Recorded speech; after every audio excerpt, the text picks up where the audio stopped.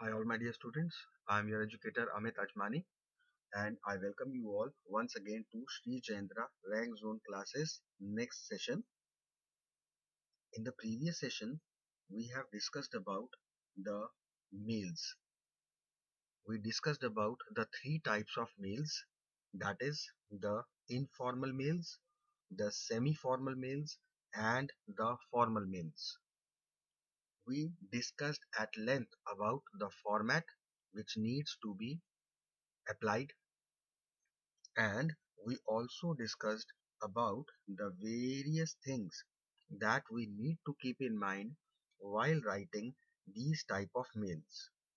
In this class, we will be discussing about the sample mails, all of the three types, and we will see how practically the mails are written.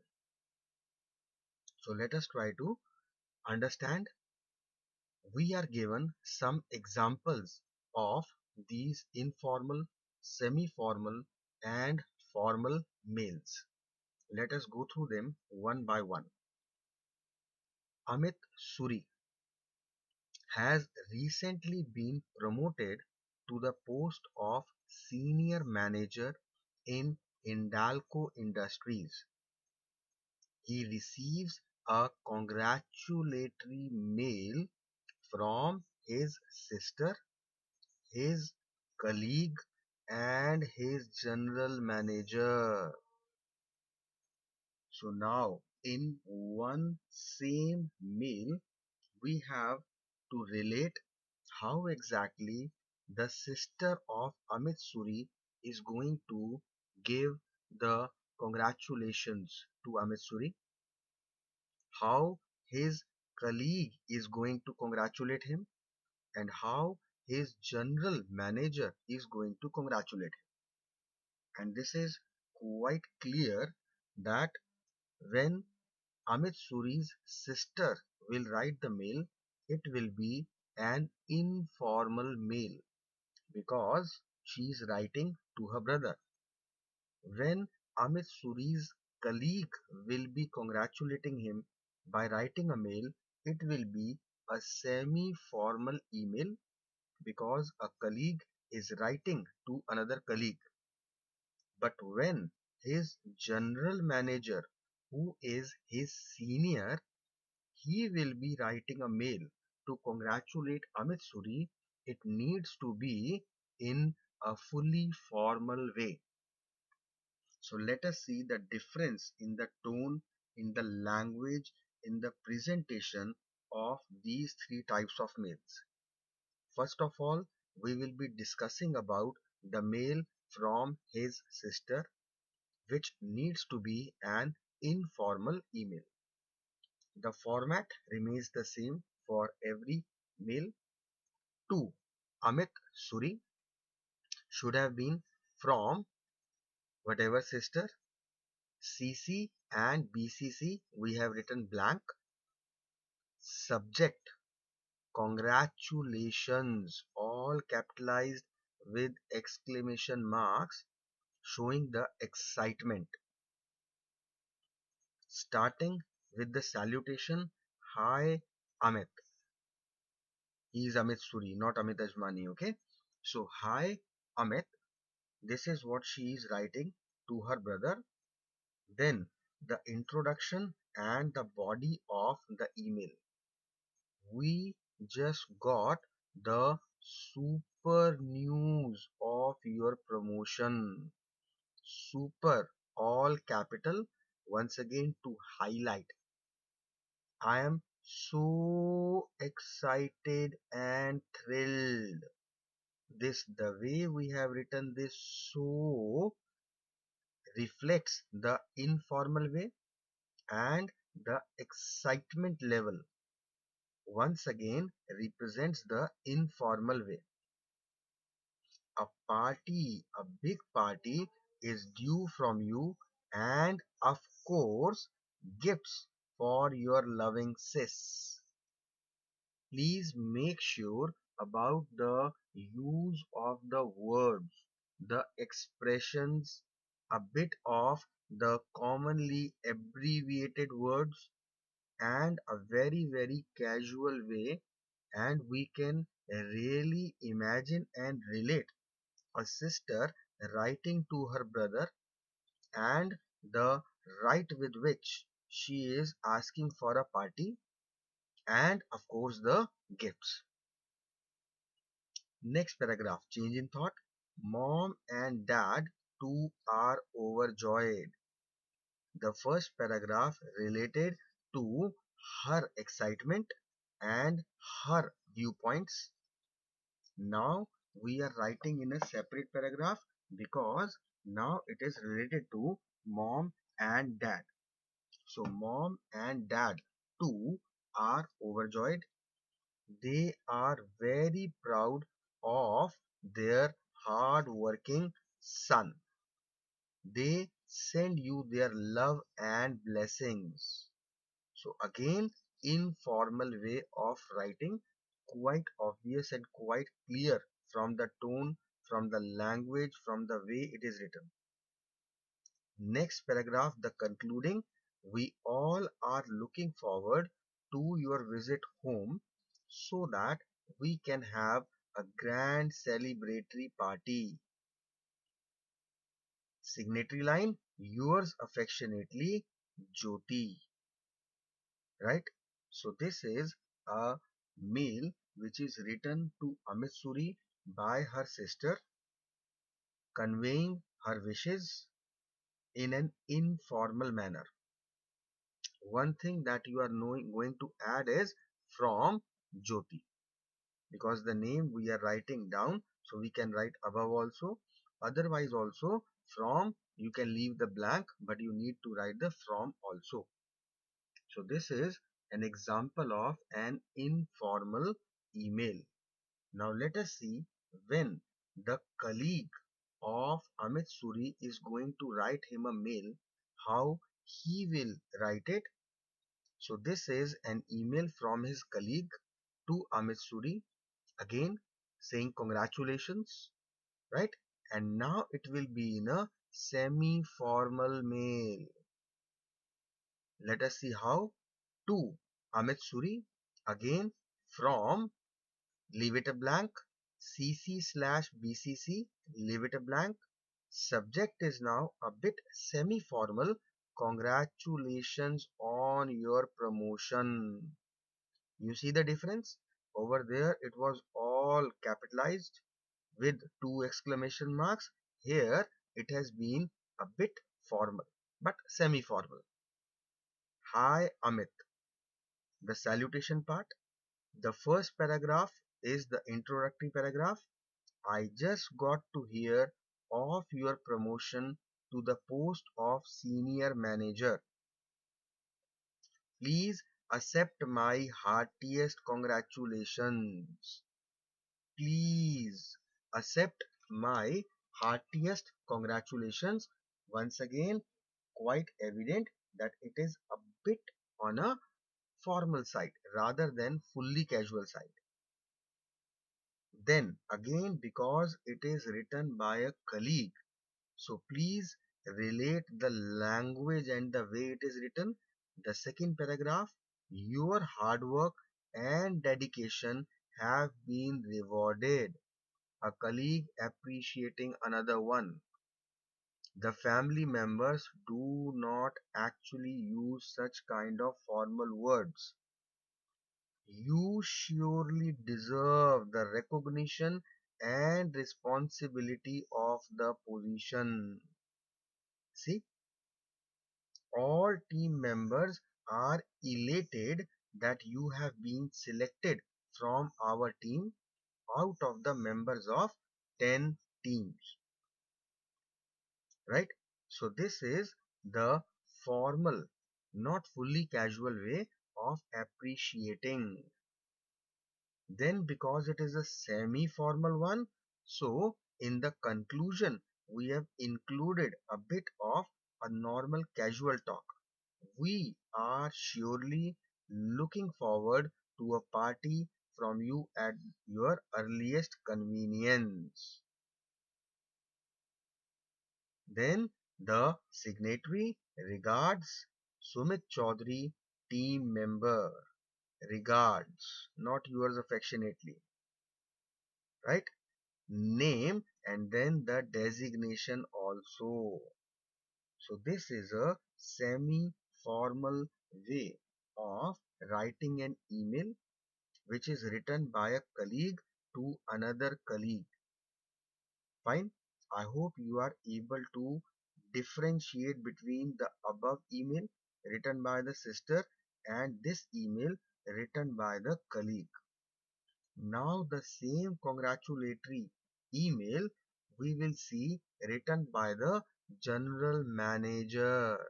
Now this is a fully formal mail, so make sure to differentiate and to observe where exactly and how exactly this formal mail is different from the above two mails. To Amit Suri from then CC/BCC subject promotion to the post of senior manager. This is the subject now. Till now, no congratulations because it is the informative formal way. Dear Amit Suri, not hi Amit.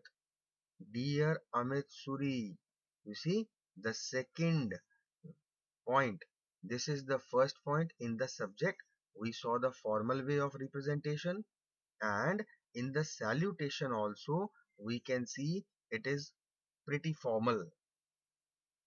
Let us see the first paragraph. I am pleased to apprise you of your promotion to the post of a senior manager in the production department. This is just like a kind of information given by a senior to his junior. Now, this paragraph exactly tells us how formally it has been written. You have been with Hindalco Industries for the past 7 years and have proved your worth time and again. Your dedication, hard work, and willingness to take on new initiatives has been recognized and appreciated by your seniors. This is simply and clearly a way a senior motivates or appreciates his employees. Again, you have implemented procedures which have improved efficiency in your department and been recognized for outstanding achievement. Continuation of the same appreciation thought. Please accept my congratulations on your promotion. Right? And very important observation, no mentioning about the party. Why? Because he is the general manager. He needs to maintain that decorum. Only the family members or even the office friends can ask for a party. The family members are going to demand the party with their full right.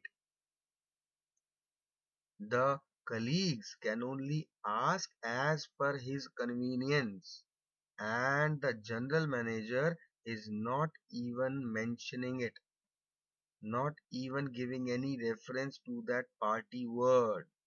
This is what a formal mail is. Then the signatory line regards Prateek Chopra, General Manager, Hindalco Industries. So you see, in the first mail, we have seen in the signatory line yours affectionately, Jyoti, only name. In the second semi-formal, regards came, the name came, and team member came. The name along with the designation. And here, because it is formal mail, so regards Prateek Chopra, General Manager, Hindalco Industries. This is how a formal mail is written. Fine. So in all these three mails, we can see distinctively how informal, semi-formal, and formal mails are written. Clear? Now let us take another solved example. Now this is a mail to Mr. Anil Malhotra, CC and BCC to Mr. Satish Kumar, Mr. Ranjit Prasad. The subject: handover of ABC project. Now the salutation: Dear Mr. Malhotra. Let us start the introductory first paragraph. This is for your information that I would be discontinuing my services in this organization dated 5th June 2017. I am mailing to let you know that the project ABC is 70% complete and requires some more effort on our behalf in the next 1 month to wrap it up. As I am on my last week of notice period, I would like to hand over the project details to you so that you can take it forward from this juncture. Next paragraph: I have sent the required emails to the client informing them of the change in the point of contact starting 2nd June 2017. They would be communicating directly with you. Hence, I am sending the required files attached with the mail. Now, when we are writing that we are attaching something, then that means there is an attachment made, right? So, this is basically a formal mail by a person who is handing over the project. Conclusion is, please get back to me in case you require any clarification regarding the project. Thanks and regards, Sushil Kumar, Project Manager.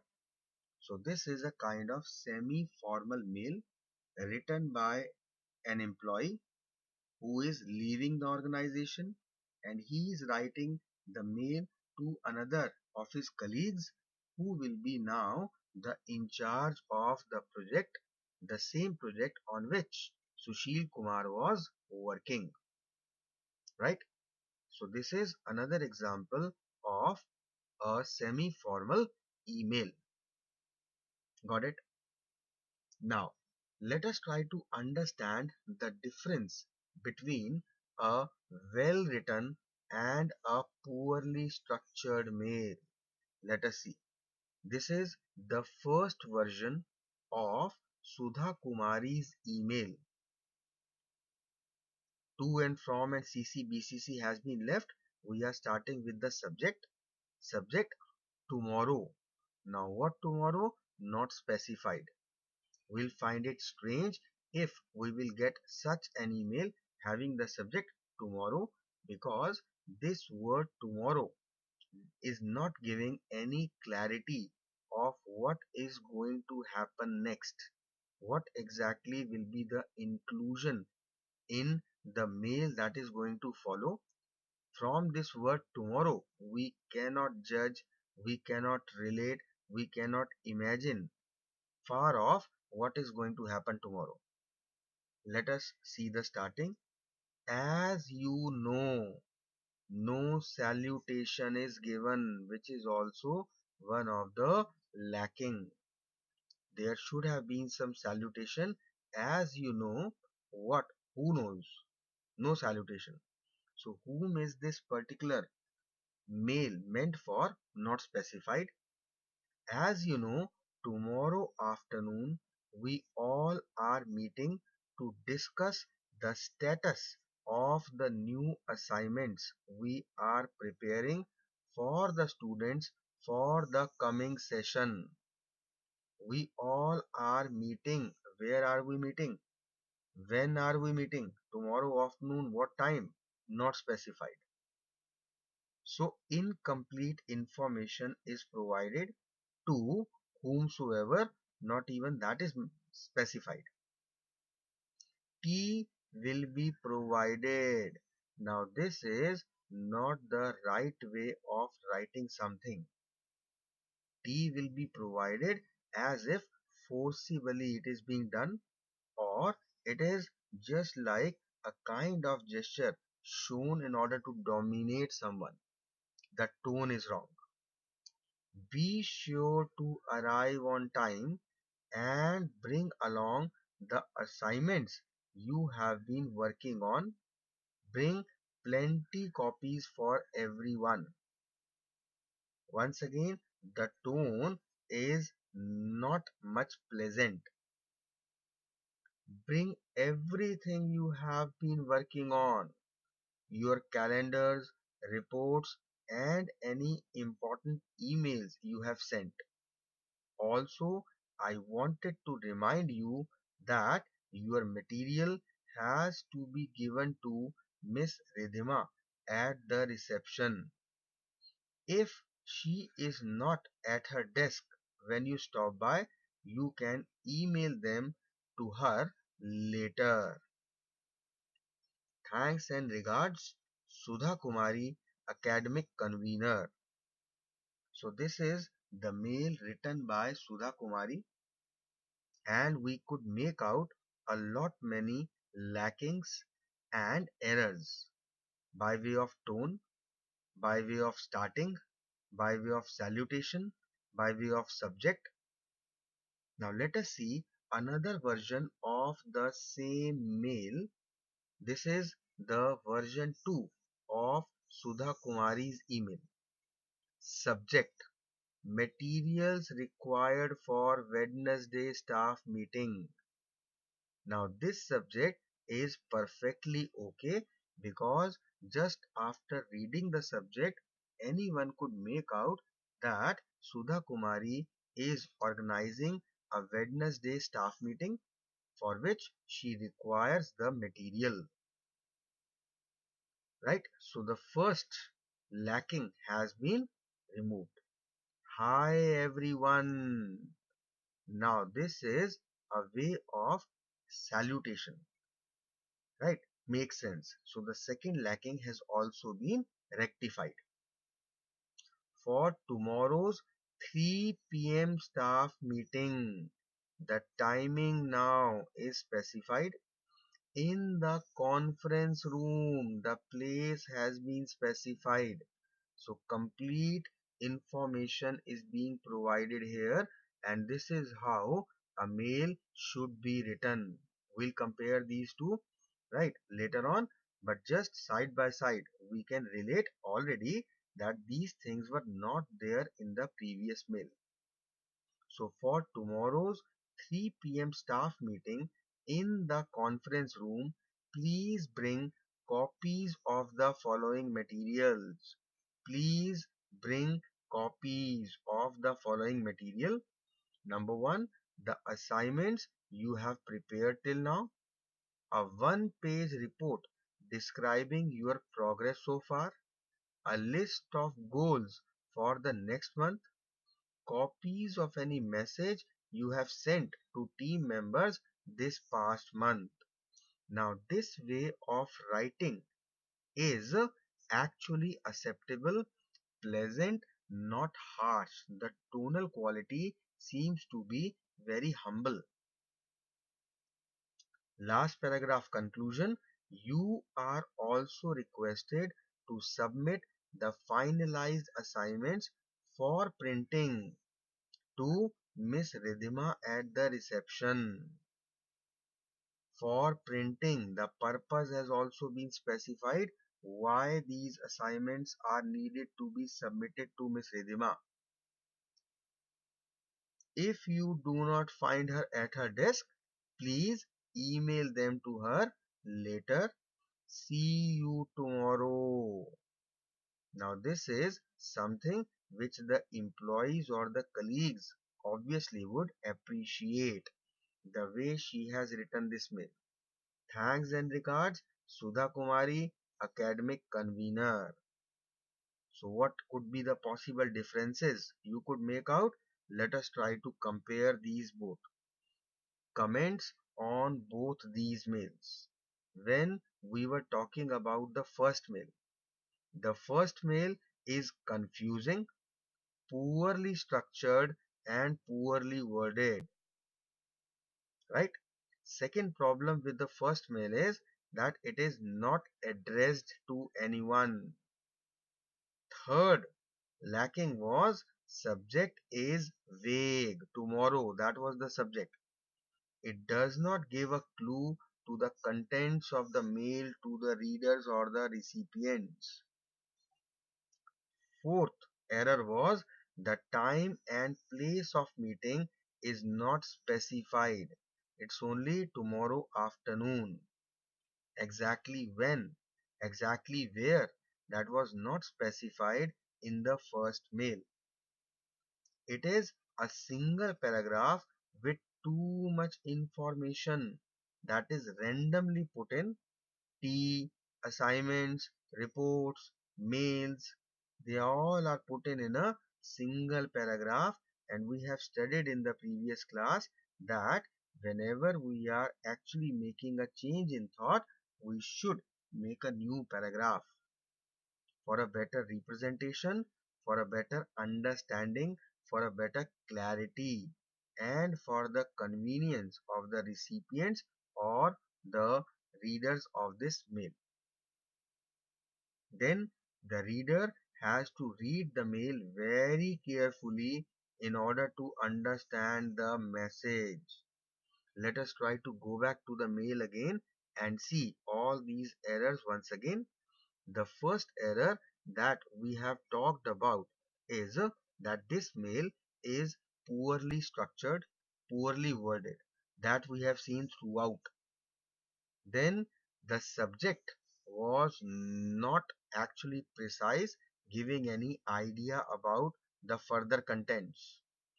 And no salutation, this mail is not addressed to anyone. Next error, as you know, tomorrow afternoon we are meeting to discuss. Tomorrow afternoon, what time? Meeting where? Then, to discuss the status of the new assignments we are preparing for the students for the coming session. Now we are talking about assignments and the meeting. T will be provided. It is irrelevant and doesn't make any sense. Be sure to arrive on time. This is the first thing she is asking. Bring along the assignments you have been working on. Second thing she is expecting. Bring plenty copies for everyone. Third thing she is expecting. Now the paragraph has been changed, but once again that bring part is continued. Bring everything you have been working on, your calendars, reports, and any important emails you have sent. This should be in continuation with this. Also, I wanted to remind you that your material is to be given to Miss Ridhima. Why? And another information, right? So all these details have been specified in a wrong or ill manner. So that is why this is not a well written mail. Now, when we relate the second mail, what are the good things in the second mail? This second mail is politely addressed to all the recipients. Hi everyone. It states the subject clearly. And just after reading the subject, you know it is about material required for Wednesday staff meeting. Third better thing in this report is specific details. Time and place of meeting are clearly mentioned. No confusion regarding it, no guesses regarding it. Quite importantly, this second mail lists the material required in the bullet points, which are easy to relate, easy to remember, easy to understand. Differentiated all the things required and making a separate paragraph for submitting assignments to Miss Ridhima. In the above mail, The poorly structured mail, we have seen that in the last paragraph, she has written also bring everything you had and you need to just submit the assignment. So these two things were taken together, which should not have been. And this is what is being done in the second mail. Let us see how. Again, coming to the second mail and the positive points, the subject is clearly mentioned, and that subject is materials required for staff meeting.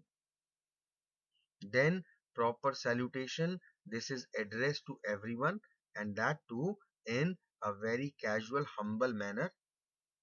For tomorrow's 3 p.m. staff meeting in the conference room, date and place mentioned. Please bring the copies of the following materials. So whatever has to be brought in, it has been at one particular place, and that too in the bullet form, because of which now it has become comparatively easier. What all needs to be brought in? The assignments that they have been preparing, one page report, and that report also, what is the report all about? Describing the progress so far, list of goals for the next month. Everything has been elaborated. List of goals. What goals for the next month? One page report. Which report? Describing your progress. Assignments. Which assignments? Which you have prepared till now. And copies of any messages. Which messages? That have been sent to whom? To team members. When? This past month. Now, this point is over, and next paragraph relates with submitting the assignment to Miss Ridhima, and that too in a proper tone. You are also requested to submit the finalized assignments. And the cherry on the cake is this last line, see you tomorrow. So this is a well written mail which is written by any particular person to the colleagues or the employees or the team members. So this is what we need to relate. This is what we need to understand, and this is what we need to take care of. So these were a few samples of the emails. I hope that you all must have got the exact idea of how an informal, a semi-formal, and a formal mail is written. What are the various things which need to be included in a well-written email, and how an email becomes poorly structured and ill-worded, right? Now, whatever you have learned, let us try to apply all these things in the practice exercises and the questions given to us in the practice exercise. Let us try to relate the questions one by one, and let us see what we are supposed to write in them. In the first question, we are asked that you are Mr. Pradeep Kumar, General Manager, Surbhi Furnishings. You provide furniture and other furnishings to large businesses. Write a mail to Mr. Naveen Bansal, proprietor, Chelsea chain of restaurants, offering your latest range of products at a discounted price in about 150 to 200 words. Now, one general manager of a company, Surbhi Furnishings, is writing a mail to the proprietor of a chain of restaurants, Mr. Naveen Bansal, and that too offering the latest range of products. So it needs to be a formal email, obviously, right? So, how to start? To whom you are writing this mail? Naveen Bansal. From Pradeep Kumar. CC, BCC, you can leave blank. Then subject, because you are actually telling and writing this mail offering your latest range of products. So the subject most appropriate is new offer on furnishings. Then in the very first opening paragraph, you will state the offer that our company is offering latest range of products at a heavy discounted price, starting from 20% to 25% on all items. Then you offer special discount to an old valued customer in such a way that they appreciate your gesture. Being an old valued customer, we provide you a special discount of additional 5% on all items. Now, once you have actually quoted your discounted prices, now in order to make your emails word limit appropriate, you need to detail your trendy, stylish, and durable products and affirm that you are the first in the industry to introduce these state of art products. Then you can also assure them of the quality, the durability, right? And what additionally, or what is your USP, what best you are providing, which others are not providing, to have an edge over the others. In this, you need to be persuasive in convincing your customer to be the first to use the products and thus attract clientele. How you are going to do it? Since these are the first of their kind. So if you use these products, then you will be attracting the clientele. You will be the initiator, the leader. You will have the initiator's advantage. Then you need to mention your website where the wide range of products can be viewed. For details and quotations, please visit our website www.surbhifurnishings.com. And finally, the conclusion is why you are writing this mail. What is the purpose of writing this mail? To have a sale, so that they purchase the products from you and you can make a sale, and that is what you are going to conclude with. You will be concluding by requesting them to place the order at the earliest to enjoy all the benefits and discounts. You can also make some adjustments in the mode of payment, or you can also make some adjustments or offer some attractive thing regarding some additional thing you are providing with the furnishings, or no delivery charges, or the time period in which you will be delivering the goods, anything, because this is just a kind of convincing and persuasive email marketing. This is what needs to be done in this mail. Clear? So the first thing is formal tone, formal language, formal email. Got it? Coming to the next.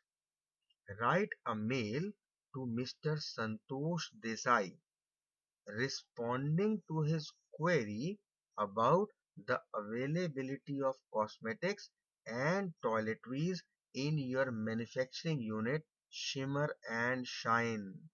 You are Mr. Manohar Singh, marketing head of the company. Okay, in the previous mail, then after conclusion, we didn't give the ending. Regards, or with warm regards, your name and your designation and your company's name, because it is a formal one. Same is we are going to do here. This is also a formal email. Mr. Santosh Desai must have written asking about the availability of cosmetics and toiletries in your manufacturing unit, and now you are replying to him. Being the marketing head of the company, you are giving a reply to an email already written to you by Mr. Santosh Desai. So as per the format, to Mr. Santosh Desai from Manohar Singh, right? Then CC and BCC as always blank. Next, subject. Subject, you can just simply write information against your query, right?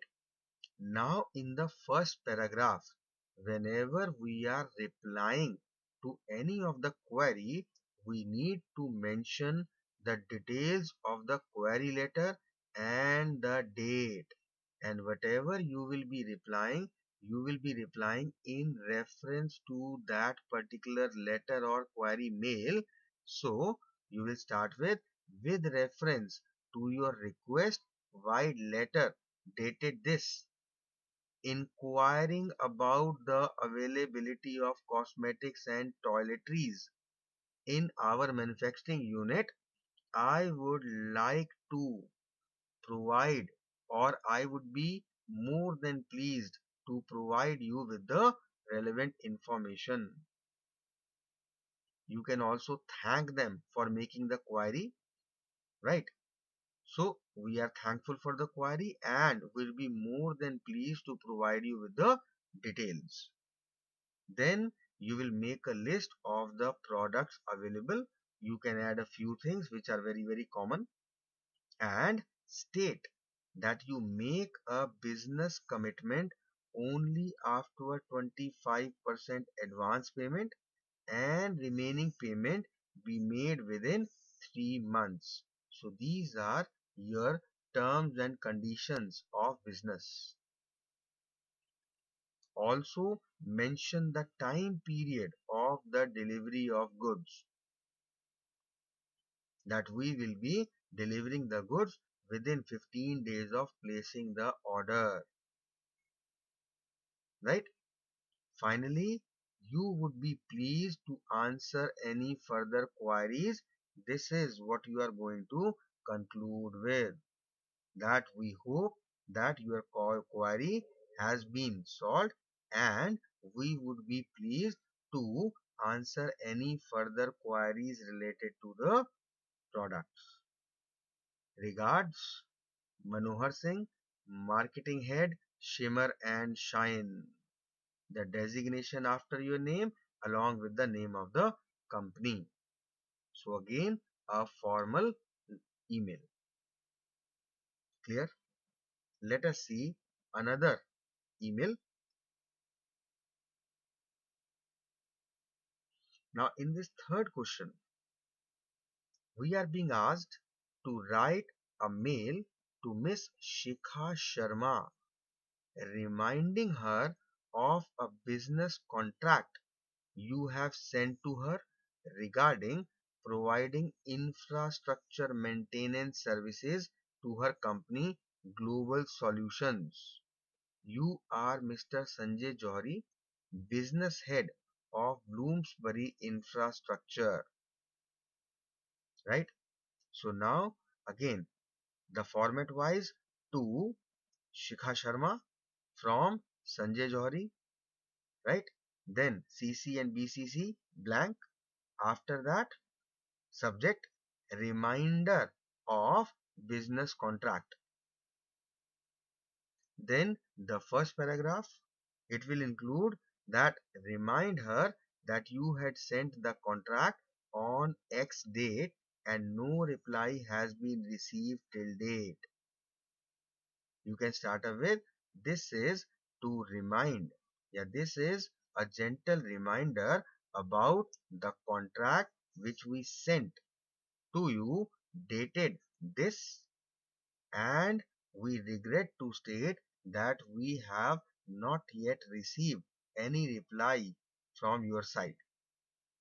Coming to the next paragraph, mention the date of meeting and discussion of details of contract. Ask if any further detail or clarifications are required from your side, and seek meeting to discuss any issues that have come up, because that is the main reason why they have not tried to contact you, right? So you have to provide the details that the contract was regarding the providing infrastructure maintenance services to the company Global Solutions, right? So, in order to discuss the details of the contract, we would be pleased to arrange a meeting on this particular date as per your convenient timings. Please feel free to have any further details, or if there are any queries or clarifications required from your side. We will be more than happy to meet personally to discuss if there are any issues that have been creeped up. Concluding paragraph: in case all is well, you would appreciate it if the contract is signed and mailed to you. So if all the terms and conditions are suitable, then we would appreciate if you could please sign the contract and mail it back to us. For any further queries, please feel free to contact the undersigned. With warm regards, your name Sanjay Johari, designation business head, company's name Bloomsbury Infrastructure. Got it? Yet again, a formal email. Clear? Next question, let us see. You are Amar Singh, a team lead in project implementations department of cellular telecommunications. Write a mail to all members of your team asking them to attend a meeting after 2 days, seeking their suggestions on ways and means to speed up the implementation of the project of improving connectivity in X, Y, and Z areas in the city. So again, a formal way, because you are informing about a particular specific meeting regarding any particular project, right? So from Amar Singh to leave it a blank CCBCC, all team members, subject, we are conducting a meeting. So the subject will be meeting on Wednesday, right? Then you will write hi everyone, dear all, or hi all. After salutation, then you have addressed it to hi all. After salutation, directly come up to the first paragraph and specify the date and place of meeting. Hi all, a meeting has been scheduled on Wednesday in this particular venue at this particular time. Then tell about what the meeting is all about. The meeting is basically on improving connectivity in XYZ areas in the city. Fine. Then mention the time frame of the completion of project. State the various problems, if there are any as per you, being faced procuring equipment, or any kind of legal problems, or any kind of protest from the local people against the radiation threat, etc., etc., or getting required permissions from the local government bodies. So these are the kind of problems that could have been faced. And importantly, you need to ask for viable suggestions for more resources, better software, and longer working hours. Right? So this will be the conclusion part.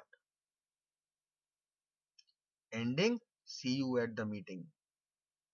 Regards, your name Amar Singh, your so-called designation and your company's name. So this will be our formal letter, rather email. So students, these were a few practice questions. In this we have discussed normally all the formal emails, because the informal ones, I think you already, they are quite simple. You already are aware how to write, and you can express your excitement and your happiness, because normally those emails are only meant whenever there is any achievement or something that we have seen in the very first email that we have done today. Mostly all the emails will be on the same track. So this is all about our emails. I hope that everything that we have studied you must have been able to understand, and now you need to go through them again, you need to read them again, and after that make sure you revise it properly and thoroughly. Got it? In English it is very important, students, that you revise the things. I have seen many a times that many students, they fail to do so, and that is why actually your retention capacity, that is the main problem. You work hard, you understand something, you devote time, you provide efforts, you learn something, and still you are unable to get marks. One of the most important reason behind this is that you do not revise. There are two things that degrade the performance. One is casual attitude and another is overconfidence. If you are overconfident, definitely you are going to suffer because of that. If you are taking the things casually, you cannot score well in that case. So how to proceed? How to make sure that whatever we are doing should be fruitful? The best way is, just make sure whatever you have done, do not do in one go. If you are trying to do the emails, for example, the chapter that we have just completed, don't try to do it in one go.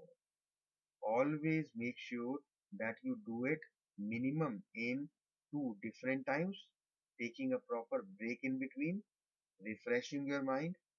Second thing is, never ever just go through or skim the text without understanding.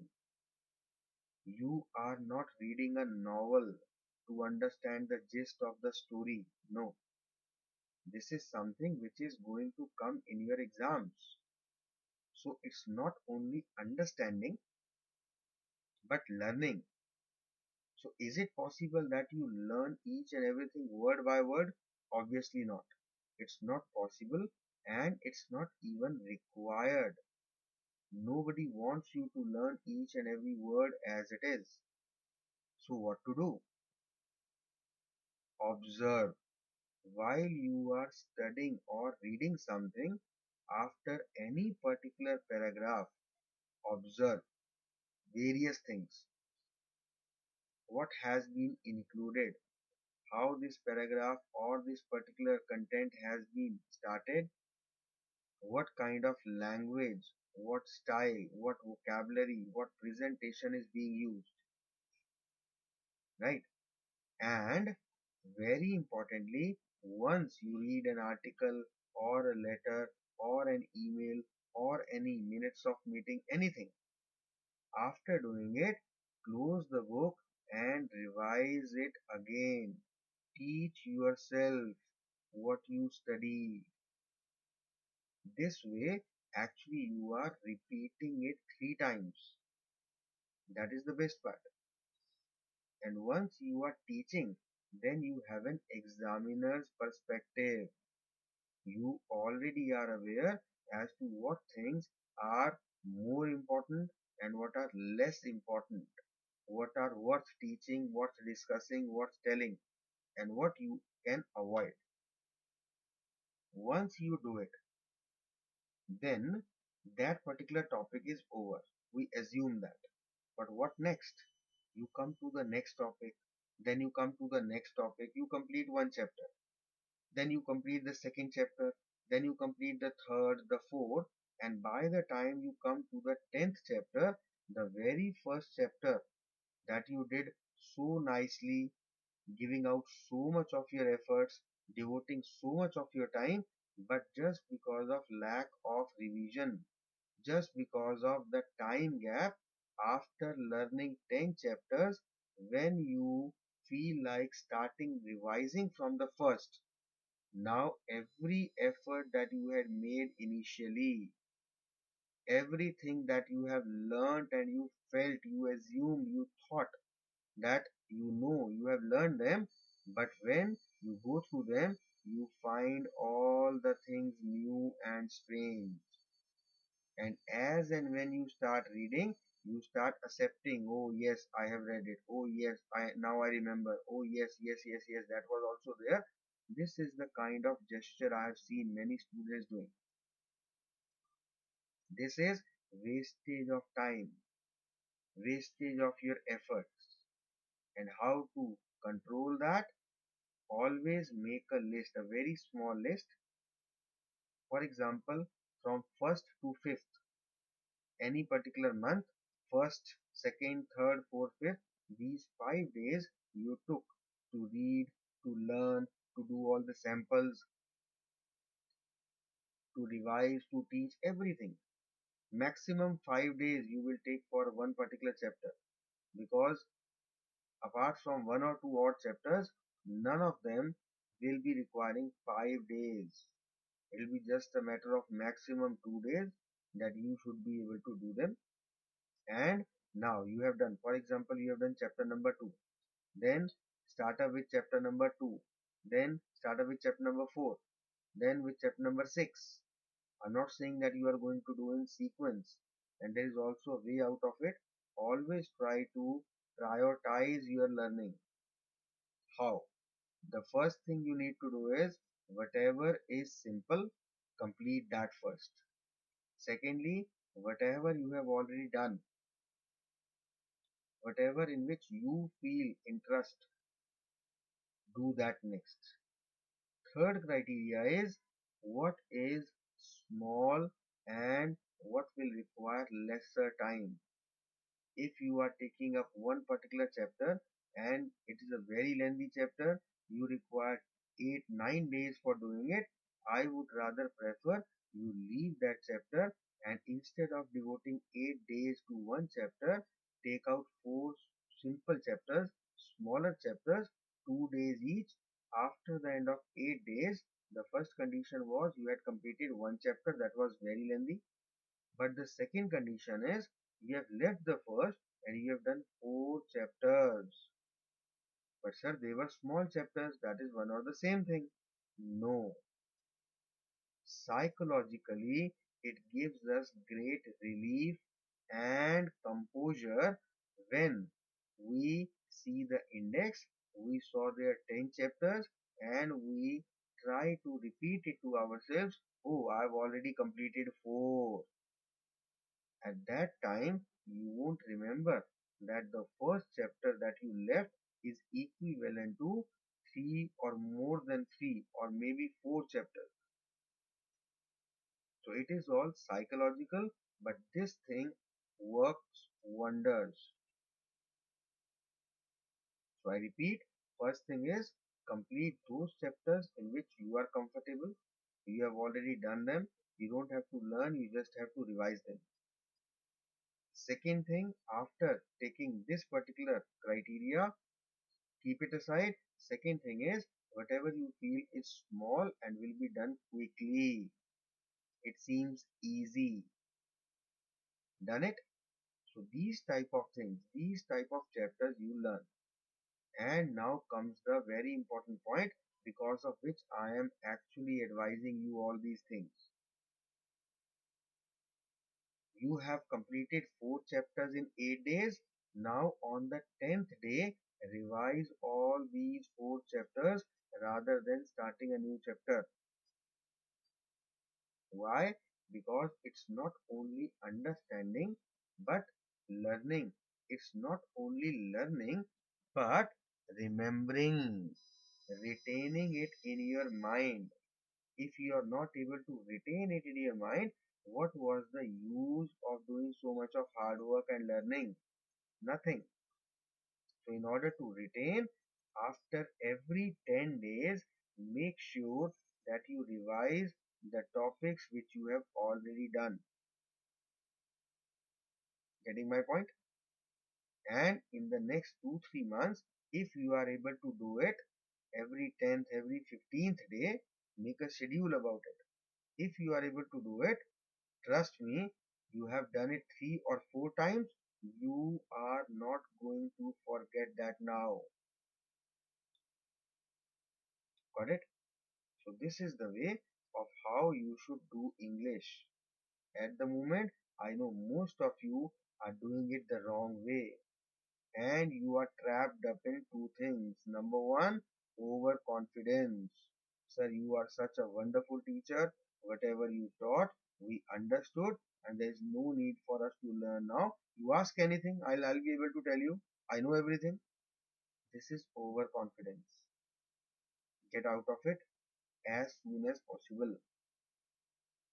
Second problem is casual attitude. Oh, sir, I will do it on Sunday. Not an issue. Sunday, I will sit for 3 hours and I'll complete the whole chapter. Don't do like this. You don't leave eating for Friday and Saturday and you just eat on Sunday, compensating for all the 3 days. You can't do it. Same is the case with studies. Don't be actually casual. Don't leave on tomorrow because this is how you are going to create a burden on yourself. And that is the time when every student is panicky. Sir, exams are approaching. I have not done this. I have not done that. I am not sure about this. I am not sure about that. You get nervous at that time. And whatever you have done properly also, you will forget it in your panic state of mind, in your nervousness. So it's better you do small things, less things on a consistent daily basis rather than not studying for 5 days and thinking that you will be sitting on the 6th day and you'll be able to compensate. You won't be able to.